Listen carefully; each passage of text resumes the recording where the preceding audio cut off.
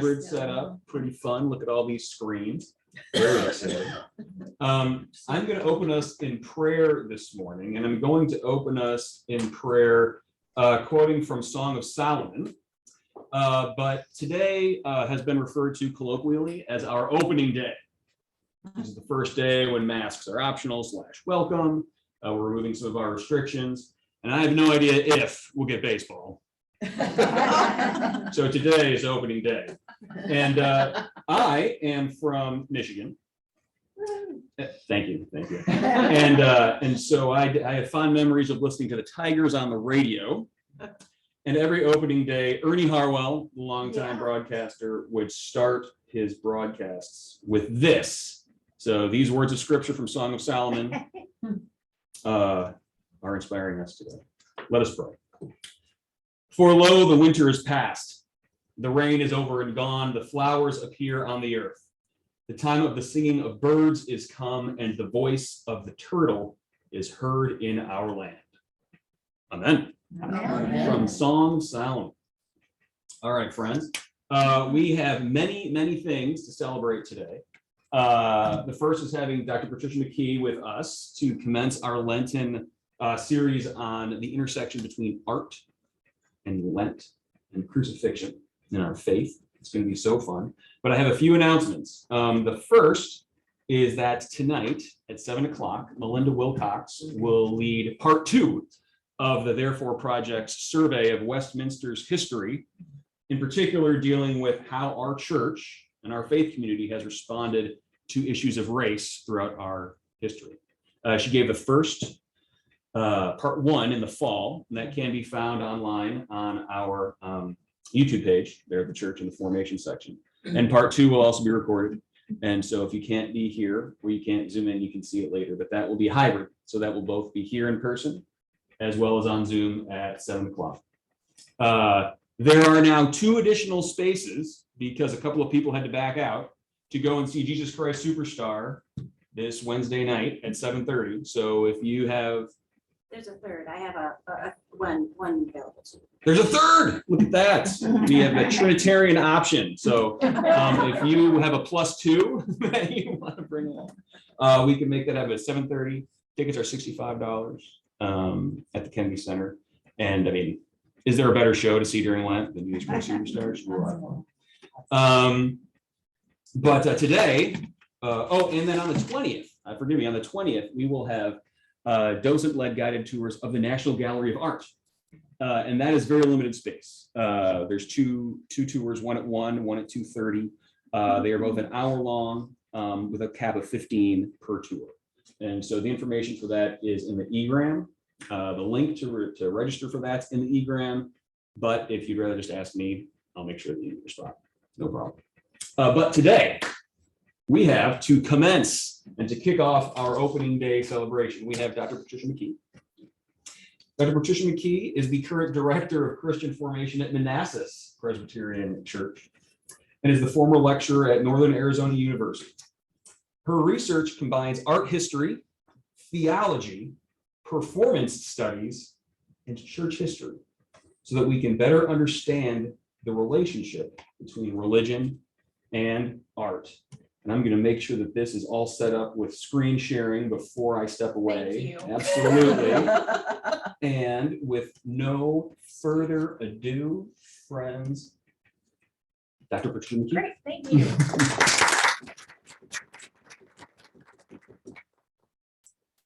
I'm so glad to be here. And this is a topic that is difficult, but also very satisfying once you dig into it and approach it with kind of open hearts and open minds. We're going to be looking at images that might be hard to look at today. The image of the crucifixion is both hard to approach in the text, in the biblical text, and it's hard to approach in painted images. So I just wanted to let you know beforehand that, this will be, I hope, a satisfying talk, but it will also be a challenging talk, I think. One thing to keep in mind This week, we'll look at a few images that are, I've tried to keep the images I've chosen within arm's reach. So the images today mainly will be coming from the Metropolitan Museum of Art in New York. But next week, I'm going to focus specifically on what you might see at the National Gallery. So I will pick 2 or 3, probably 2, because we really only have about an hour. So I will pick 2 images next time to really dig into, so that when you actually encounter them in the 3rd week, when you're at the museum, you have, you know, some context and background. So you can look forward to that. Let's see.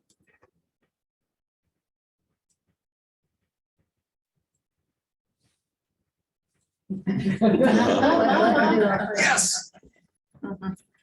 So, just trying to- Let's change something.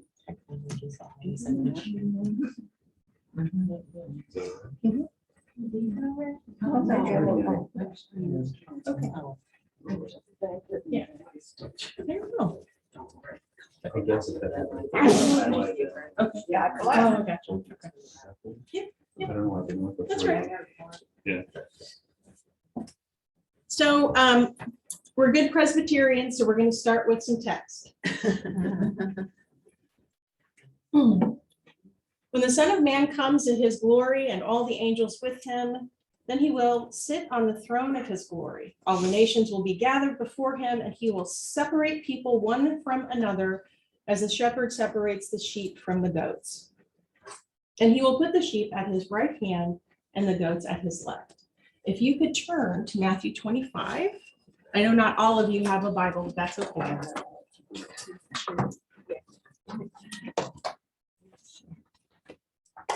And we want to pick up where we're leaving off here at verse 34.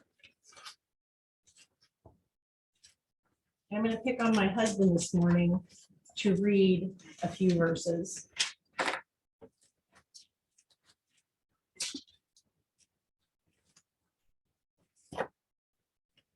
Sorry, 25 to 34? Yes, 25:34. If you could just start reading and I'll have you pause at a certain place. Then the king will say to those at his right hand, "Come, you that are blessed by my Father, inherit the kingdom prepared for you from the foundation of the world. For I was hungry, and you gave me food. I was thirsty, and you gave me something to drink. I was a stranger, and you welcomed me. I was sick, and you took care of me. I was in prison, and you visited me." Then the righteous will answer him, "Lord, when was it we saw you hungry and gave you food, or thirsty and gave you something to drink? And when was it that we saw you a stranger and welcomed you, or naked and gave you clothing? And when was it that we saw you sick or in prison and visited you?" And the king will answer them, "Truly I tell you, just as you did it to one of the least of these who are members of my family, you did it to me." Okay, and could someone please continue? Then he will say to those at his left hand, "You that are accursed, depart from me into the eternal fire prepared for the devil and his angels. For I was hungry, and you gave me no food. I was thirsty, and you gave me nothing to drink. I was a stranger, and you did not welcome me. Naked, and you did not give me clothing. Sick and in prison, and you did not visit me." Then they also will answer, "Lord, when was it that we saw you hungry or thirsty or a stranger or naked or sick or in prison and did not take care of you?" And he will answer them, "Truly I tell you, just as you did not do it to one of the least of these, you did not do it to me." Thank you.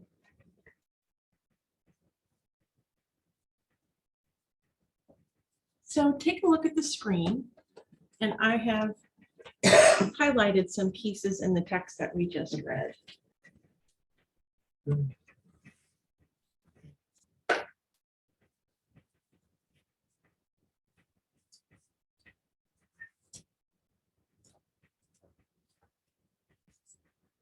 This was a very important text two medieval preachers, four medieval preachers to preach from. And it's pretty unequivocal. There is a dualism here, and Jesus doesn't really mince words. We have a different theological understanding, I think, today about heaven and hell, reward and punishment. But when you think about a time so far away, so distant from ours, and you have this text, and it is rather unequivocal. This is what medieval people understood the crucified Christ to be. The sick, the imprisoned, the stranger. In this particular image, you see what's different here in this image in particular from a lot of images of the crucifixion is that he is completely alone. You often see Mary and Mary Magdalene and John at the foot of the cross. Here you have a stranger left alone, abandoned.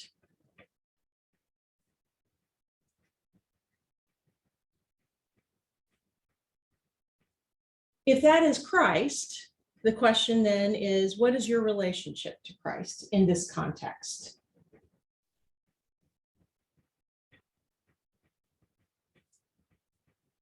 And Matthew makes it pretty clear. You're on one side or the other. Either you're taking care of these folks or you're not. Either you're rewarded for such behavior or you're punished for not attending to the poor, the needy, the sick, the imprisoned. Now, we're going to come back to these images later, and I'll give you the citations of, who the artists are and where these images exist. But I just kind of wanted to set up what is the mindset of the medieval person in relation to the text from Matthew. And when they look at images like this, how are they kind of relating the two? So I want to take a step back and give you some historical context. Now, I'm going to go through these very quickly at first and then break them down one by one. So it was a reality that people meditated on the Passion narrative, and this was a central devotional practice in the medieval era. So domestic devotion was focused on the Passion narrative more than any other text. This is very important. The crucifixion did not stand alone. It was always in relation to what was going on before and after. And we'll talk about why that is important in a few moments. And this is a mouthful, but like I said, we'll break it down. So not only is it the old trope that, yes, Christ's suffering is relevant to these people because they're suffering, it's also part of the Christology. It is the very thing. Suffering is what makes Christ Christ. Suffering is what makes Christ eligible to be the savior of humanity. And we'll talk about how that is.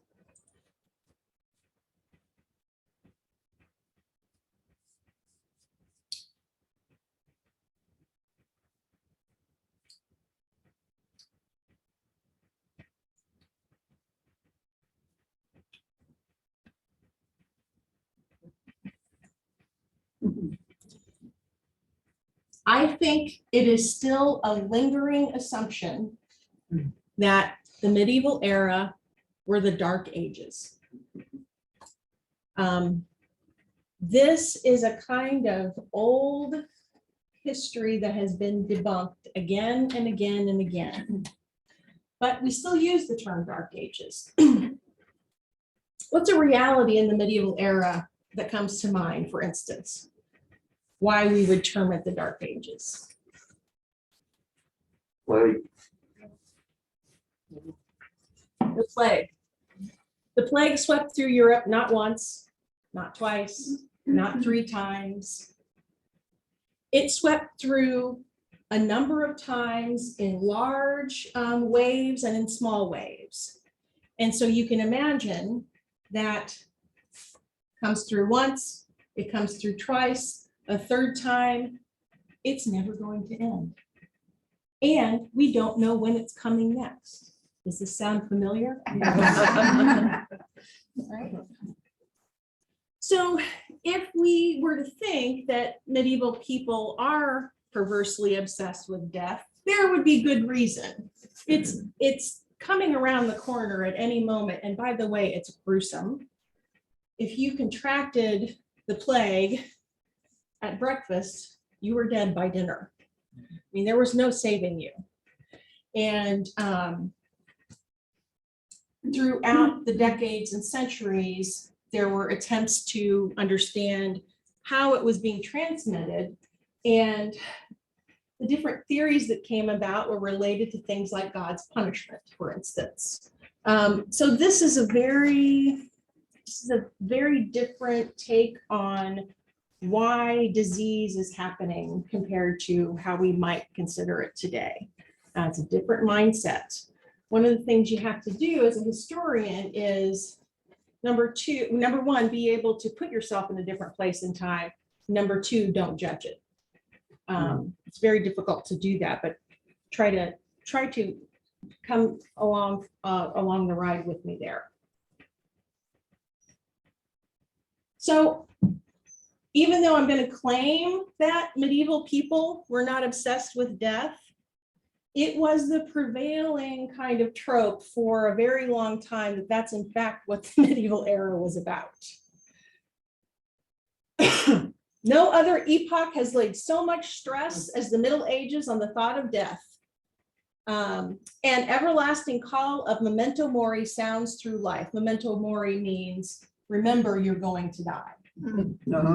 Okay, you will die. This historian was very well regarded, still is very well regarded. But his overarching claim has been challenged and debunked by other historians. So we're going to do a little bit of historiography here. So the history of the history of the medieval era. Let's look at a different estimation. So about a decade later, Alan Galpern writes a very influential article about lay traditions in France before the Reformation. And he says something a little less extreme. Catholicism at the end of the Middle Ages was in large part a cult of the living in service of the dead. So you still have this idea that people were obsessed, in a sense, with those who had departed from them. But I think our third historian will give us the best estimation of what this was like.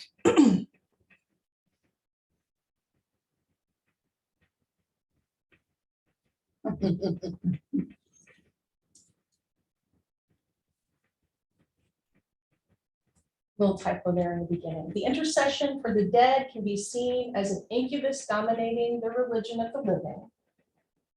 So he cedes that yes, we can look at it that way. But it makes just as much sense to see it as a means of prolonging the presence of the dead within the community, and therefore as the most eloquent of testimonies to permanent value of life in the world of time and change. What does he mean by all of that? I have a hand quilted blanket that was made for me when I was a child by my great-grandmother, Bertha Harrison. I don't think of her very often.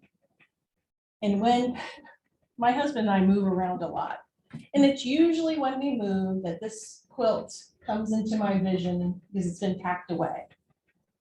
And what immediately happens when I open up that trunk or that case or whatever it's in is I start to recall her. And I have specific memories of her. Specific memories of her. Frying apple pies for me. Taking me on walks in the woods to look for sassafras roots. I remember her dyed black hair and bright red lipstick into her 80s even. I don't think of these things until I put my hands on that material object. And I think if you can transfer that kind of experience and think of relics, for instance, in the medieval era, think of people coming to church to hold a mass on a yearly basis for a departed person. It's to prolong exactly what he says here, prolonging the presence of the dead within the community. I don't think we actively do that as much as we used to. We certainly don't actively do that the way they did it in the medieval era. And then he says something very interesting that I think is so relevant for right now. That this kind of activity is an eloquent testimony to the permanent value of life.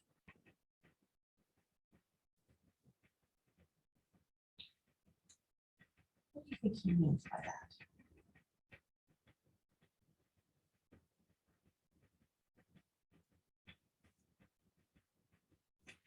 Christ was clever when at the Last Supper, he said, "Do these things in remembrance of me."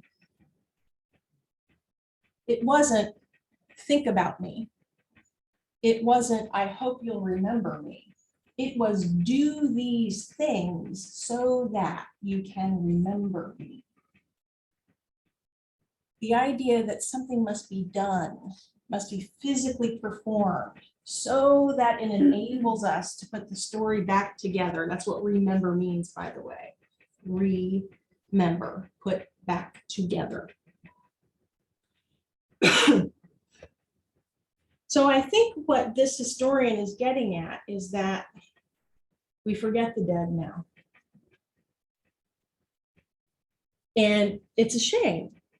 It's not about living in the past. It's not about grieving too much. It's not about hanging on to something, but rather it's a testimony to the value of that person's life, even now that they're not in our midst. Does that make sense? Yes. So this is my hero. So this quote comes from a historian of medieval lay religion named Eamon Duffy. He is still with us. I think that's a pretty recent picture. He wrote this book, The Stripping of the Altars, in 1992 with a new edition in 2005, I believe. What his major claim is, it is that we have a little. I can just hear this little Yes. rattling. It's almost more aggravating than a loud noise, Yeah. right? I was just wondering where it was coming from, but I think it's that vent. Yes, it is. So his major and most salient argument was that the historians of the Reformation got it wrong for a long time. They argued that Catholicism was in decline and that the Reformation was inevitable. And that is why, when you think of movements throughout history, the Reformation moved along pretty quickly. Their argument was that Catholicism was already weakening. Eamon Duffy argues that that is not the case at all. That there was a vibrant lay tradition, domestic tradition, that was as vital, or if not more vital, than even what was going on in the institutional church at that time. And he also argues that in the stripping away of images and in the stripping away of ritual, we lose those mementos that help us remember. And we are left to our own thinking and our own imagination, which is, there's an argument to be made for that, certainly. I would say in a kind of casual way that he argues that in some of the reforming that went on, the baby was thrown out with the bathwater. That there were some things that were sacrificed during the Reformation that have done us a disservice as Protestants in this moment. We'll come back to that. Any questions so far? You're reminding me of the fact that, is this guy Irish, by the way? He is. Yes. That the Roman Catholics always cross themselves. And we don't do that. Mhm. And yet it's kind of a nice thing to it's a gesture that says, hey, I'm a Christian. Well, and what does it do? When you walk into a space, we have two factions at my church right now. We have a faction that really wants that 8:30 service back because it's quiet.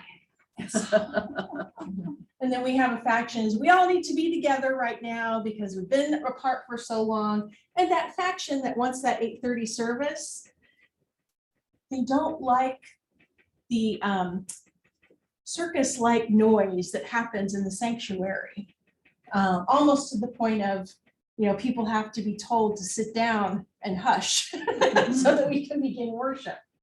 So what do you think this gesture does? You walk through a threshold, and what are you saying to yourself? I'm ready to worship. Yes, something is different here. I am behaving, here's the threshold. I am going to behave differently across this threshold to the glory of God. I have decided that walking through this threshold will mean that all of my attention, focus, and energy is about and toward the worship of God. And so a gesture like that, a kneeling at the pew before you enter, all of these things can feel very by rote is the complaint I often hear. But I think that it just depends on how you are, how you are thinking about it as the person doing that gesture or what have you. Okay, here's another important thing to keep in mind. We see an image of the crucifixion, and from our modern perspective, we think of it as a standalone image. I think that's a mistake when you're thinking of how the medievals saw it. It was often the case that the crucifixion was imaged in a series, and it was often the series of scenes from the Passion. So you saw the story unfold, and the crucifixion was one episode in that story. Even when the crucifixion is imaged apart from the other episodes in the Passion, it's still understood by the viewer to be part of a larger story. So why is this important?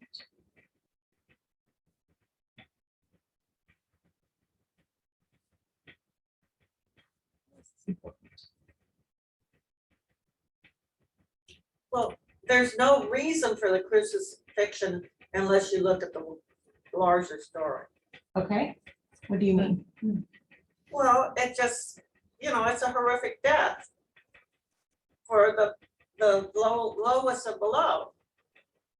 And unless you make it as part of why that had to happen, there's no way to relate to it as something you want to relate to, That's right. It is just a horror show. Yeah. When it is not part of the full narrative, it is almost unbearable, right? So what happens? And I know we all know, but it's worth saying it aloud. What happens to make it meaningful? Resurrection. The resurrection, Sure. the resurrection. And so one of the things I want to offer you is that the crucifixion is not being used necessarily to evoke fear or control or terrorize. It in fact is being used to give you a sense of what is being conquered, right? And in the most horrific, lowest, unbearable is being conquered by the resurrection.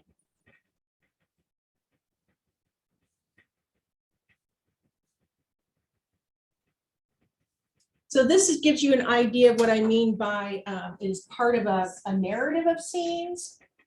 I wish we had it on the huge screen over here. And I had my pointer. But let me take your perspective here. So in the lower left register is Christ carrying the cross. And in the upper register of that same panel is the crucifixion. In the lower right register is the resurrection. And there's something going on in the upper right register. So what happens after the resurrection? Emmaus, right? So you have the encounter with Christ after the resurrection. So that the resurrection is not imaged as just some magical thing that happened once and is over. No, Christ is with us. After the resurrection, Christ is with us. This next image is one of my favorites because it encapsulates so much of what's important about religion and art, especially in the medieval era.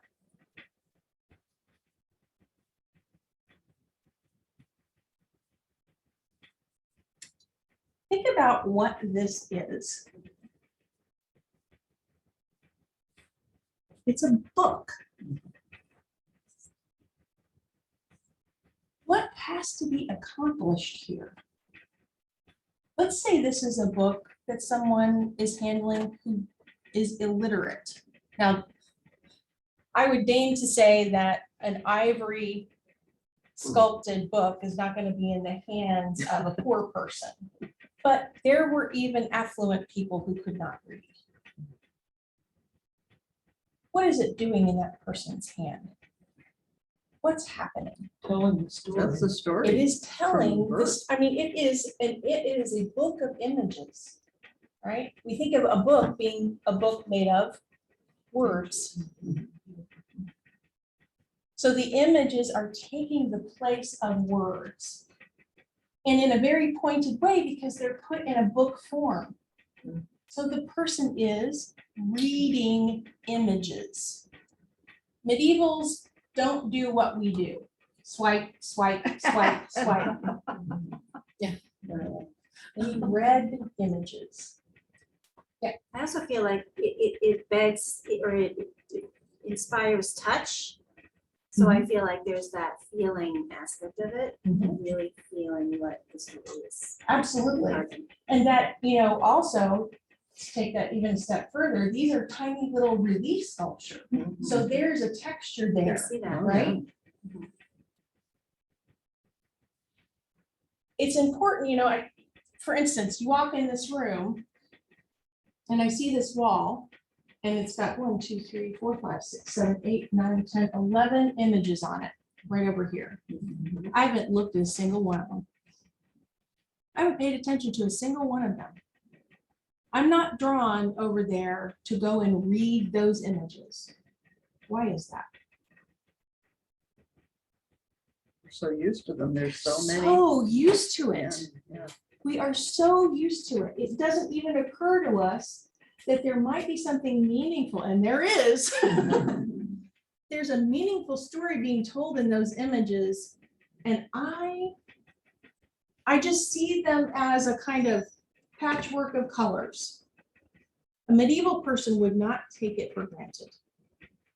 They would see a series of images and go and try to understand the story that's being told. Their houses were not littered with paintings and photographs like ours are. When they went to church on Sunday, seeing images was awe-inspiring. So it's not something they saw every day, and especially not in the form that they were seeing them. So we can't take for granted how important the reading of images and how intent they were on that activity.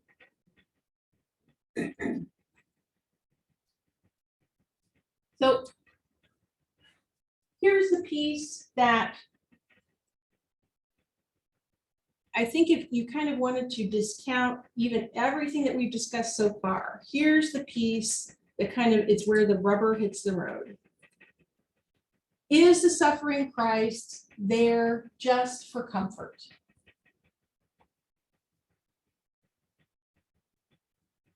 And the argument is, if that's the case, then maybe it just appeared then as if he were suffering. Because God doesn't suffer. God is God. Why would God deign to suffer? Why would God deign to go through? God is God. But this is what Christianity is about. It's about the actual suffering of God. The old formulation, the old theological formulation goes all the way back to Anselm. What Christ does not assume does not get saved. If Christ does not assume our full humanity, then there really is no salvation. So Christ must suffer because we suffer. Otherwise, there is no real encounter. If our most harrowing human experience is our suffering, God has to be there with us, or God for us is not God. Tell me if that, I mean, this is a mystery, right? There's part of this that comes down to, can't theologians try to explain it? They've been trying to explain it for thousands of years. But tell me about this and how it's hitting you. Yeah. It likens back in my mind to the relationship that Jesus on the cross had at the time of his death with the other two people, the thief and the other person on the cross, that engaging in that relationship and understanding that suffering. And interceding. Yes. Even. What else? Well, I'm thinking about when something happens to somebody else that's never happened to me. Maybe their child died or something really horrible. And all I can say is I can only imagine. Or I can't imagine. Or I even Yeah. can't imagine how you feel. Mhm. But we know Christ knows how it feels because he went through it. I think that's a wonderful example. Yeah. That's a wonderful example. I'm dealing with a lot of mental health crises among teenagers right now. And I find that to be the case, that until you experience anxiety at a level that is clinical, you think maybe that it's just nervousness or it's just dis-ease, but there's a kind of control that you do not have over this thing that feels like it's invading your body. And it's true, you can't really connect unless it's happened to you. And so the idea that God has experienced every joy and travail that we have is the comfort. thinking just quickly, I'm thinking of there's a, I don't know if it's still there, but there's at the mall, the National Mall, there's this installation of flags for all the deaths from COVID. And I feel like that's an effort to do something and to do something that is recognizable and seen, similar to like the relics that they're talking about. Right. Yeah, I feel like that's something. Well, and I think that we're at a point in history where these kinds of things matter more than ever because everything is virtual. Dare I say, we have a choice now as to whether to come to church or not on Sunday. And do we need to think about that theologically? Now, of course, there are people who are homebound and for whom this is a boon, right? But if you can be here in person, what is the theological import of that? Christ was incarnated. He wasn't just thought, right? The idea that we have almost a call to be wherever 2 or 3 are gathered in my name, I am there.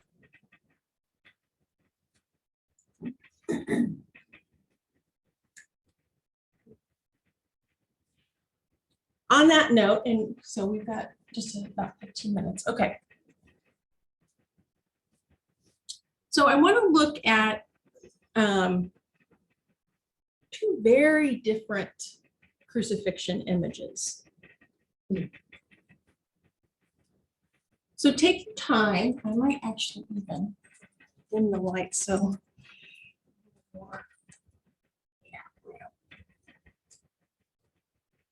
Take your time and look closely, and we're focusing on the image of Christ in particular. This is Spanish Velázquez 1630s. This is the Grunwald Eisenheim altarpiece, pre-Reformation.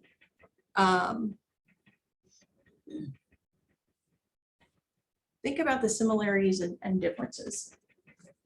And if I had a zoom function, I would ask you to look at the hands. He almost looks comfortable over there. It's almost like he's just standing there and half asleep. Or around his head, it's not in the other one. Yeah. The halo or something. Yeah, he's got the halo. And the other one, his hands are reaching up to the heavens, although given how he would have probably been on the cross, that might not have been possible. Seems bathed in light. Okay. There's a crown of thorns on his head on the right.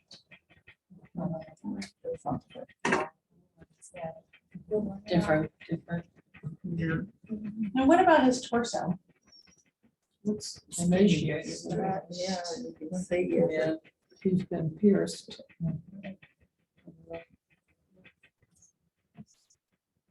He looks like a white man on the left.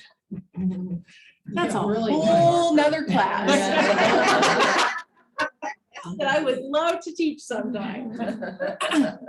It's very real. The one on the right is very real.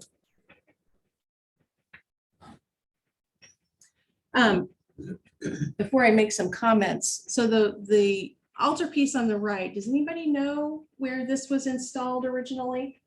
And for what audience? For whom? This is an altarpiece in a hospital. The lamb has a cross. It was an altarpiece in a hospital, and at the time that it was installed, I can't remember which religious order was running it, but their purpose was to give medical treatment to basically what we would think in biblical terms as lepers. I want to know what this man is reading and why he's pointing. He is, okay. So he is saying something like, and he's pointing to Christ, Christ must increase, I must decrease. Oh, So he's giving glory. is that the words? that- Mhm. Well, that sounds like John the Baptist. Mhm. So tell me, if you were making an argument about the divinity, the humanity of Christ, is Christ divine? Is Christ human? Is Christ both at the same time? Where does this one fall on that kind of spectrum? Or divine. More to that, yeah. You know, the hands are a giveaway for me. They are so relaxed. They are just, and he feels like he's floating in a sense. Like there's nothing about him that tells us he's struggling there. And so the heresy was Christ really isn't human. He only appears to be struggling. He's fully divine. And this would not stand, right? This would not stand. Now, this is a highly celebrated image of the crucifixion for different reasons. I'm focusing on a very kind of specific theological issue that I think that you can bring up with this. In other words, there are all kinds of different ways we can discuss these images. We can discuss them as art historians. We can discuss them as just casual viewers. And I'm taking a very pointed theological approach. The piece on the right is, in fact, part of a larger series of images. The kind of pinnacle of which is this resurrection image that looks like it's right out of some psychedelic kind of rock video. You know, it could be a poster for Jesus Christ Superstar. It's just bright orange and yellow and beautiful, and he's coming up out of the tomb, and there's a sign of peace, and each of these pieces are in succession so that as you walk, if you were walking as a devoted person, you would encounter one and then another and then a third. The idea being, this is where you are now in your struggle in the hospital, dying of this terrible disease, but this is the promise that this will end and that something better is on the horizon. I noticed something too. This is, I do yoga. Mhm. And so your hands, when you're in positions, you always want to have your hands and palms towards the sun and above. And you take energy from that. So I see that he's taking energy and strength. I think that's a lovely idea. What is probably really happening here is rigor mortis. I mean, this is a human being who is dead on the cross. And we are supposed to, as viewers, have no hope in this moment. The painter is actually giving us the worst possible vision of what it means to be human. This was the most humiliating public way of being punished. And I do not recommend it, but there are photographs of modern day crucifixions. Please don't go hunting for them. But this strain that happens in the body, because they are left up there for days. And sometimes they're left up there even after they are dead. This was to deter people from doing the things that this crucified person had done. And so when rigor mortis sets in, there's a strain that overtakes all of the limbs of the body and contorts it in many different ways. I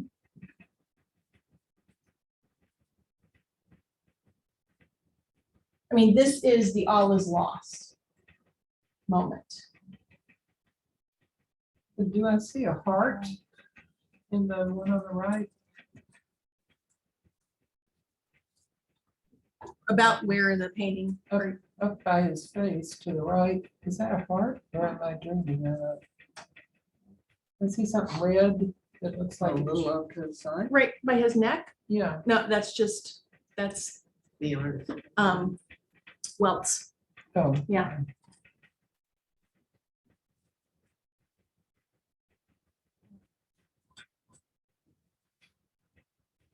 So I think the thing to take home is these are hard images to encounter. I think, and this is my personal opinion, I think they are necessary. I think they are necessary for two reasons. I think they are necessary so that we really understand the theology of the suffering Christ, the suffering God,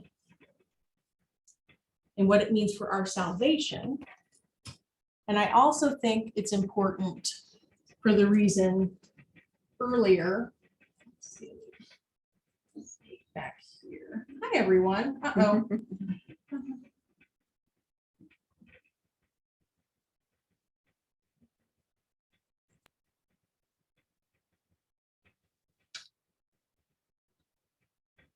I just want to touch the screen so bad, but Jacob has already told me it's not a touch screen. So I want to go up here.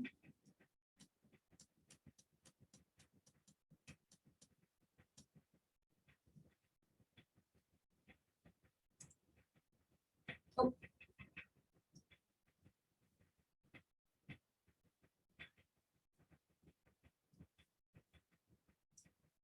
There she is. There we go. So the two things to think about are the theology that we just discussed, and then also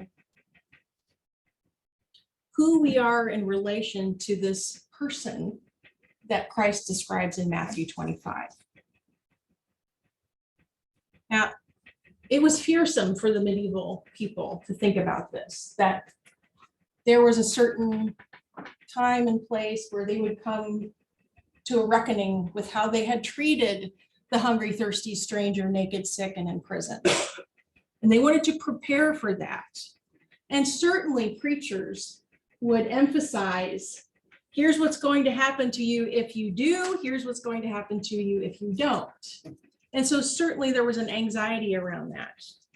But I think that thinking about it in terms of pure manipulation is problematic. This is in the gospel. Christ makes it clear. This is how you encounter God, by being an aid to the least of these. This is exactly how you encounter God. And this is also how the crucifixion, images of the crucifixion operated, to instill pity, to inspire empathy and sympathy in the viewer. And I think we are at a disadvantage in our modern day. We don't pay attention to images anymore. I mean, this is a terrible analogy, but whenever those commercials with dogs who need assistance and Sarah McLachlan is singing in the background, I can't.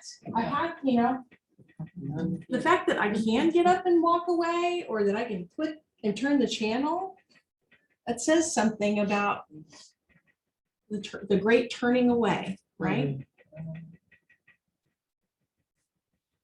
So I think that's something that we're dealing with in our modern era. And I also think that we do have to protect children. They cannot be a witness to these kinds of images. I think it is traumatizing for them to see bloody images of a crucified person on a cross. I think they have their place and they deserve to be meditated on in Protestant traditions. But I do think at that level, I I know from anecdotal experience, I know from a psychological perspective, it is not helpful for a child to encounter these kinds of images. So I think they do have their place, time and place in church and in meditation and even in worship, because they help us remember, put back together a narrative that is so important.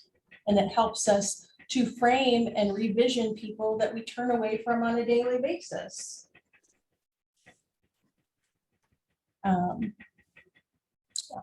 Questions? Patricia, thank you for this presentation.